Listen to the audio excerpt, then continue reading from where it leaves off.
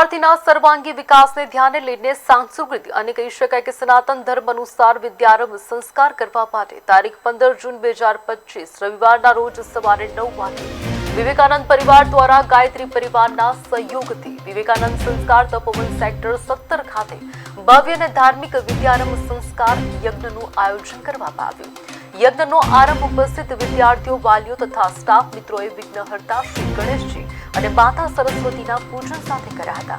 ત્યારબાદ શાસ્ત્રોક્ત રીતે કહી શકાય કે વિધિ અનુસાર ગાયત્રી મંત્રના ઉચ્ચાર સાથે ગાયત્રી માતાનો યજ્ઞ સંપન્ન થયો હતો, જેમાં સંસ્થાના તમામ વિદ્યાર્થી મિત્રોએ શ્રેષ્ઠ વિદ્યાર્થીની પ્રાપ્તિ માટે યજ્ઞમાં આહુતિ આપી હતી। આ ધાર્મિક યજ્ઞમાં ગાયત્રી પરિવારના મફતભાઈ વાઘેલા, પિનાકીનભાઈ વ્યાસ તેમજ બહેનો દ્વારા યજ્ઞ વિધિનું સુંદર અને સરળ આયોજન કરવામાં આવ્યું હતું।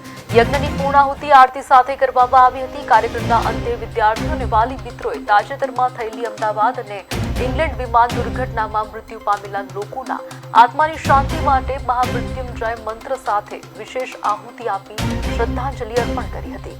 સમગ્ર કાર્યક્રમને સફળ બનાવવા માટે વિવેકાનંદ પરિવારના તમામ સ્ટાફ મિત્રોએ તેમજ વિદ્યાર્થી મિત્રોએ ઉત્સાહપૂર્વક સહકાર આપ્યો હતો।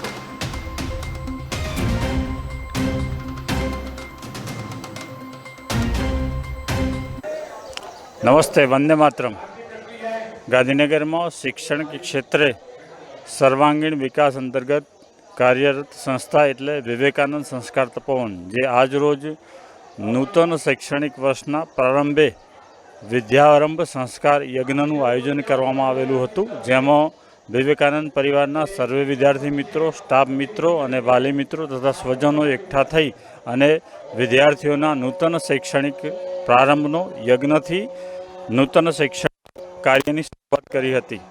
સાથે સાથે અમદાવાદ લંડન વિમાન દુર્ઘટનામાં જે હુતાત્માઓ છે એમની આત્માની શાંતિ માટે એક શાંતિ યજ્ઞનું પણ આયોજન કરવામાં આવેલું હતું, જેમાં ગાયત્રી પરિવારના મિત્રો દ્વારા સમગ્ર યજ્ઞનું આયોજન અને યોજના ખૂબ સુંદર રીતે પૂર્ણ કરવામાં આવી હતી।